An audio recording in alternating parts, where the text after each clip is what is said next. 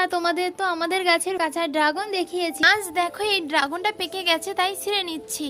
অনেকদিন পরেই একটা ড্রাগন পাকলো, আমি তো খুবই খুশি। যাই হোক, এবার তোমাদেরকে কেটে দেখাবো ড্রাগনটা। হাতের কাছে এই হাস্যটা পেলাম, এটা দিয়েই কাটছি। এই ড্রাগন গুলো খুবই মিষ্টি, বাড়ির ড্রাগন বলে কথা। তোমাদের যাদের বাড়িতে ড্রাগন গাছ আছে, তোমরা তো নিশ্চয়ই জানো এর ফলটা কিরকম মিষ্টি।